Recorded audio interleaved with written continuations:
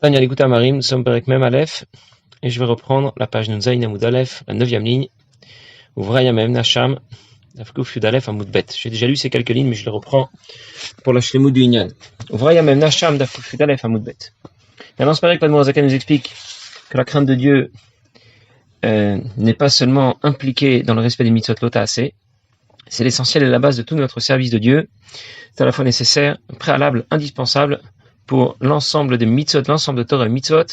Le Morazakan nous a engagé à réfléchir d'abord à la grandeur de Dieu, au fait qu'il est le roi, qu'il est présent, qu'il me regarde, au fait que les mitzvot qu'il me donne sont ses mitzvot, au contenu que peuvent avoir les mitzvot, avec l'exemple du talit et les tefilin qu'il nous a donné.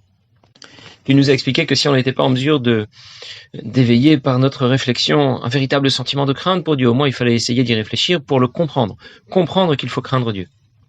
Et après avoir insisté sur l'importance de craindre Dieu, d'accepter le joug de Dieu, l'exemple du taureau sur lequel on place un joug, exemple qui était rapporté du Zohar, sur lequel on place un joug pour pouvoir obtenir quelque chose de positif. Alors l'Admour Zaken évoque maintenant la place de l'amour pour Dieu. Il va nous dire bien sûr, aimer Dieu c'est aussi quelque chose de très important, mais ça ne vient qu'après, c'est pas le préalable, c'est pas d'abord. Vraya memna sham dafku fudalef amud bet. Chez Kol Adam Zeridat Bishte Brinot ou Madrigot, on doit toujours être à ces deux niveaux, à une Brinat Eved et Brinat Ben. On doit être à la fois un serviteur et un fils, c'est-à-dire quelqu'un qui sert Dieu avec crainte et qui aime Dieu comme un fils aime son père. Avdi Yesh Ben Shugam Ken Eved, bien sûr qu'un fils peut aussi être un serviteur. Alors Yefchar Lavo les Madrigas oblique Dimatayir Aïla qui a de l'Eyodim. Mais on ne peut pas y arriver sans avoir d'abord fait précéder cela par Yiraïla. Alors j'ai commencé à évoquer rapidement ce qu'était Yiraïla la dernière fois, je vais le reprendre tout aussi rapidement. Parce que ces quatre étapes concernent le développement de nos sentiments d'amour et de crainte pour Dieu. Tout d'abord, Yiratata, la crainte la plus basique. Il y a des lois, je ne veux pas être hors la loi, il faut les respecter. Ahavazuta. Ensuite, c'est un premier amour pour Dieu, j'aime Dieu, mais c'est un amour intéressé, parce que je pense que ça va m'apporter quelque chose. Kirvat Elokim Litov. Et puis il y a Avaraba, c'est l'étape suivante dans le développement de nos sentiments d'amour et de crainte pour Dieu. Un amour plus haut, j'aime Dieu cette fois, mais de façon complètement désintéressée.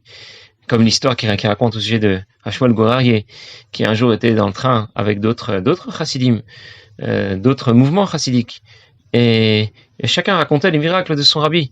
Le premier racontait un premier miracle, comment son rabbi a un Ruach HaKodesh extraordinaire, il lui a donné tel et tel conseil, ça a fonctionné. Un autre qui a expliqué que son rabbi à lui, c'est encore plus extraordinaire parce que là où il lui a dit d'aller, c'était justement là où se trouvait la solution à son problème, etc. Chacun racontait les miracles de son rabbi.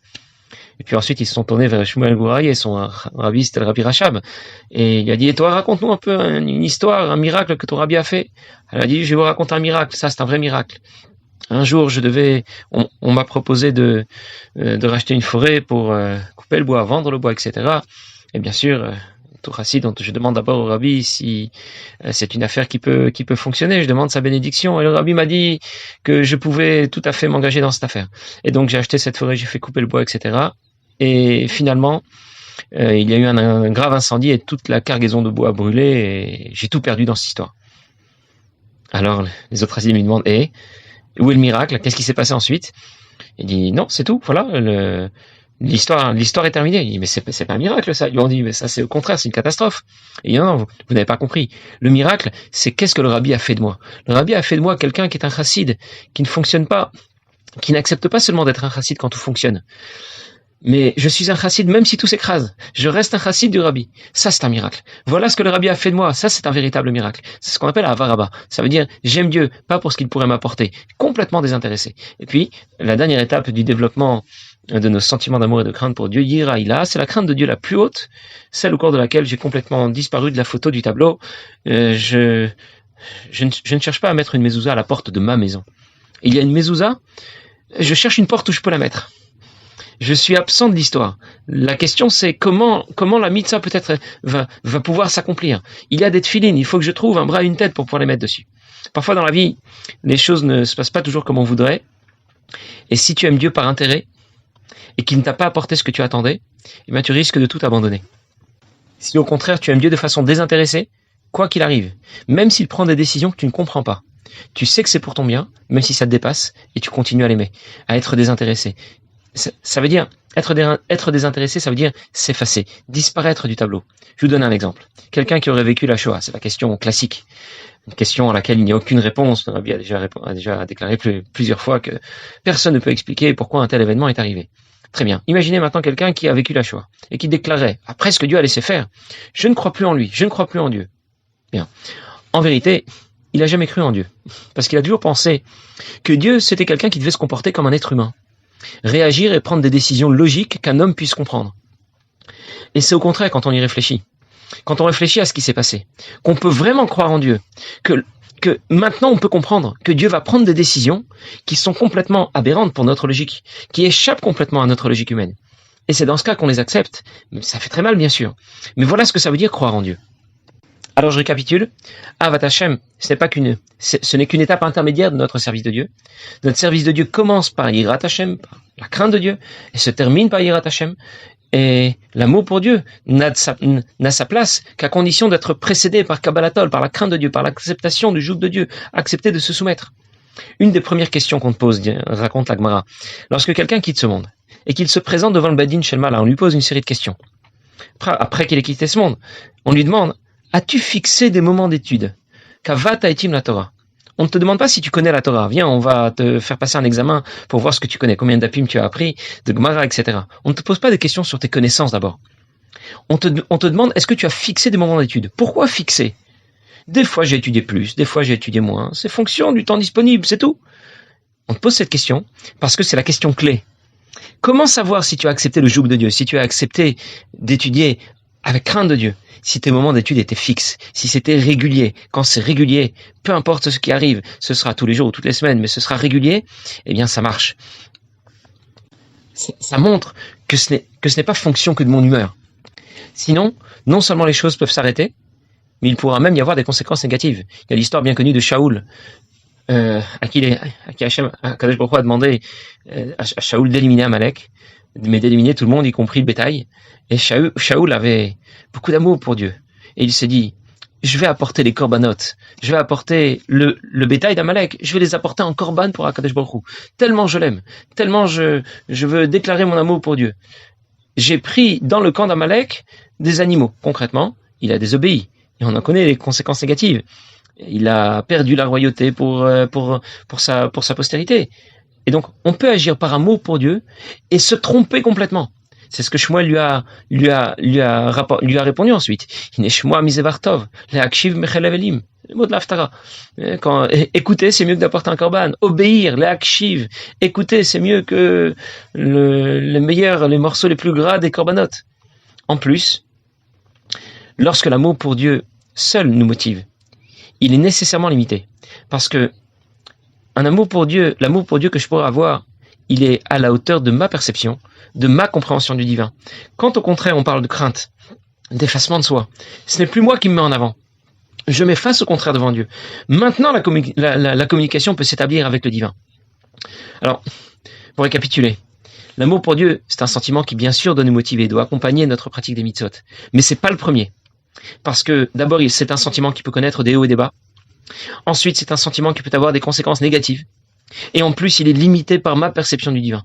Donc, c'est la crainte de Dieu qui sera le premier sentiment qui va amorcer tout le système. C'est d'ailleurs pour ça qu'on déclare au tout début de la Tfila, Sidour Telat Hashem en tout cas, c'est rapporté au tout début du Sidour, au tout début de la Mitzvah, au tout début de la Tfila du matin. C'est écrit « Areni mikabel alai mitzatase shel vavta l'eracha kamocha » J'accepte la mitzvah positive d'aimer mon prochain comme moi-même. On aurait pu déclarer tout simplement, j'aime mon prochain. Ani oev Hashem, ani oev. J'aime tout le monde. Je sais pas comment on l'aurait tourné, mais j'aurais pu le déclarer tout simplement. Pourquoi Reni Mekabel? Pour nous dire que tout commence avec Kabbalatol. Reni Mekabel. Tout commence avec accepter le joug de Dieu. Aimer son prochain. C'est pas l'aimer parce que c'est quelqu'un de bien, parce que c'est quelqu'un qui a des qualités. Parce que si c'est pas le cas, on l'exclut de la mitzvah. Pas du tout. Cette mitzvah concerne tout Israël. Et donc ça ne fonctionne que si le moteur de cette mitzvah, c'est Kabbalatol, c'est accepter la mitzvah parce que Dieu m'a demandé de lui obéir avec crainte de Dieu. Si c'est mon appréciation qui compte, alors j'aimerais celui à qui je vais mettre une bonne note. Et dans le cas contraire, quelqu'un à qui je vais mettre une mauvaise note, je vais pas l'aimer. Et dans ce cas, j'aurai absolument pas accompli la mitzvah. Donc, pour récapituler, Kabbalatol, accepter le joug de Dieu, c'est le socle sur lequel l'ensemble de notre service de Dieu, l'ensemble de notre avodat Hashem va pouvoir ensuite se construire. On raconte au sujet de Rabbi Buni Mipshisra, qui un jour reçut chez lui un pauvre qui avait vraiment lui faisait beaucoup de peine, il était dans une situation terrible, et donc il lui a donné une grosse somme d'argent pour qu'il puisse s'en sortir. Et puis ce pauvre sur les recommandations de Rabbi Bounim, a été voir d'autres de ses chassidim en ville, et tous lui ont donné aussi très généreusement la tzedaka, qui fait que lorsqu'il a dû quitter la ville, eh bien, il avait déjà une grosse somme d'argent en poche, il allait pouvoir commencer une nouvelle vie. Et Rabbi Bounim, Pshisra lui court après, lui dit, attends, il faut que je te donne la tzedaka. Alors, notre pauvre se retourne et lui dit, mais Rabbi, vous m'avez déjà donné beaucoup de tzedaka, et vos chassidim m'ont donné déjà beaucoup de tzedaka. Il dit, non, avant je t'ai donné la tzedaka, parce que j'avais de la peine pour toi. Maintenant, je vais te donner la tzedaka pour la mitzvah. J'ai plus de peine pour toi maintenant, je sais que tu as de l'argent. Maintenant, je vais te donner la tzedaka pour la mitzvah de tzedaka. Et on comprend que c'est seulement maintenant que la kedusha va s'appliquer à cette mitzvah. Quand il l'a fait pour la mitzvah, pas parce qu'il aurait de la peine pour lui. Un jour, le rabbi a répondu par une lettre à un médecin qui était aussi un chassid.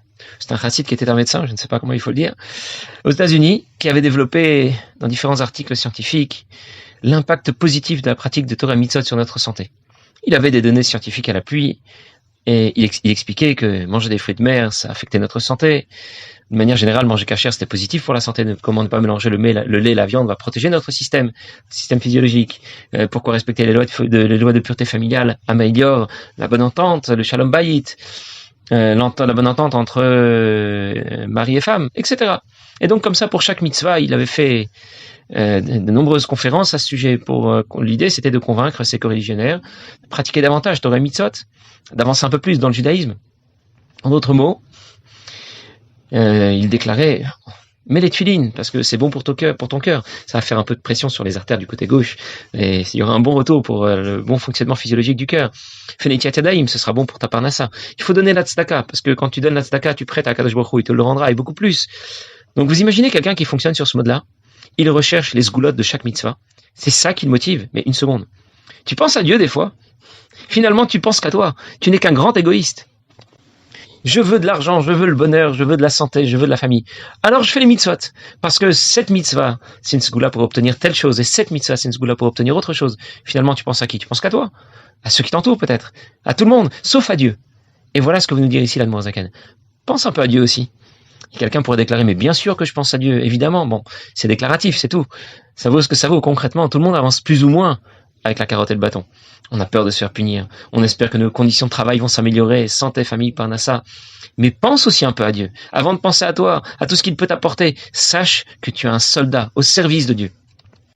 Alors, je vais maintenant reprendre dans les mots Vine. Af Michiga Memoro.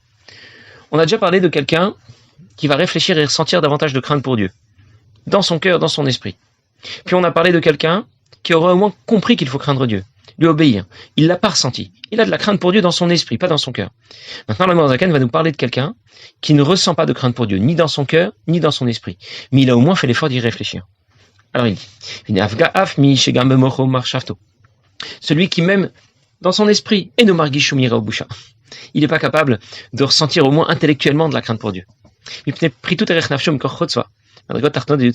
Parce que l'origine spirituelle de sa neshama est peut-être d'un rang inférieur. On appelle ça les 10 sphirotes du monde de Asiya. Très bien. En d'autres mots, sa neshama n'est peut-être pas à la hauteur pour pouvoir développer les sentiments de crainte qu'on attend de lui. Mais puisque moi, il a fait l'effort d'y réfléchir, il a fait l'effort d'y penser au moins. Arezo avoda gmura. Alors c'est pas une avoda shlema, une avoda complète, c'est une avoda accomplie. Je sais pas comment il faut bien le traduire. Avoda gmura. En tout cas, ce n'est pas complet. La différence, c'est que du coup, il n'y a pas de gdusha. Parce que la crainte de Dieu et le service de Dieu sont deux mitzvot distinctes, et donc l'une n'empêche pas l'autre. Qu'est-ce que l'Admor Zaken vient de nous dire? Celui qui a fait au moins l'effort d'y penser, l'effort de réfléchir à la grandeur de Dieu, il a essayé de développer cette crainte de Dieu qu'on attend de lui, mais ça n'a pas transformé, ni dans son cœur, ni dans son esprit. Mais pendant ces quelques minutes où il a fait l'effort d'y réfléchir, il y pense quand même. On ne lui retire pas ça. C'est une avoda qui n'est pas shlema, dit l'Admor Zaken, qui n'est pas complète, mais accomplie, gmura. Ça veut dire que parce qu'il a fait l'effort d'y réfléchir, même si après il passe à autre chose, effectivement, au moment où il va accomplir la mitzvah, il la fera dans une autre intention, parce qu'il pense à la sgoula que cette mitzvah peut avoir, à ce que ça va lui apporter. Son avoda manque de yirat Hashem, mais on appelle tout de même ça avoda. C'est tout de même un service de Dieu. Il n'a pas accompli Torah et Mitzvot avec un sentiment de crainte pour Dieu, c'est vrai, avec Kabbalatol, acceptant le joug de Dieu, mais il a au moins essayé, même s'il n'y est pas arrivé. Il a tout de même fait la mitzvah. La mitzvah de Avoda, C'est-à-dire, il a tout de même essayé de développer cette crainte de Dieu. Et la Noire Zaken nous apprend à distinguer ces deux mitzvot. Le pasuk dit, on doit servir Dieu. Il y a un autre pasuk qui dit, les ira auto. Il faut aussi le craindre. Je peux donc concevoir une mitzvah sans l'autre. La mitzvah de avoda sans la mitzvah de yira. Servir Dieu, même si le sentiment de crainte n'y est pas vraiment. Qu'est-ce qui va manquer entre une avoda shlema et une avoda gmura? Si elle est shlema, il y aura ce qu'on appelle ashrat ashrina, ashrat akdusha. La kdusha, la shrina se révèle ici dans la mitzvah que j'ai accomplie. Et sinon, bien la shrina ne s'y révèle pas. Même si j'ai fait l'effort d'y réfléchir. En d'autres mots, on me demande d'accomplir les mitzvot. Au moins avec soumission, à défaut de crainte. Et on peut distinguer différents types de crainte. Je peux craindre Dieu parce que je peux avoir peur de lui désobéir. Je peux avoir peur de manquer une mitzvah tassée. Ici, on nous demande de craindre Dieu, même au moment où j'accomplis une mitzvah tassée. On nous dit que c'est la base. Et si ce n'est pas le cas, si au moins j'ai fait l'effort d'y réfléchir, eh bien, ça reste Avodat Hashem. Ce sera au moins Avodat Hashem. Ce sera au moins, on pourra dire que je m'étais au moins engagé au service de Dieu. Je me suis au moins engagé à faire ce qu'on m'a demandé. Même si concrètement, on ne dira pas de cette avoda que c'est une avoda shlema. Bien, Admor Zaken va continuer encore à nous expliquer la relation Yira Ava, mais surtout la priorité qu'on doit donner à Yirat Hashem, à la crainte de Dieu dans notre service de Dieu. Passez une bonne journée.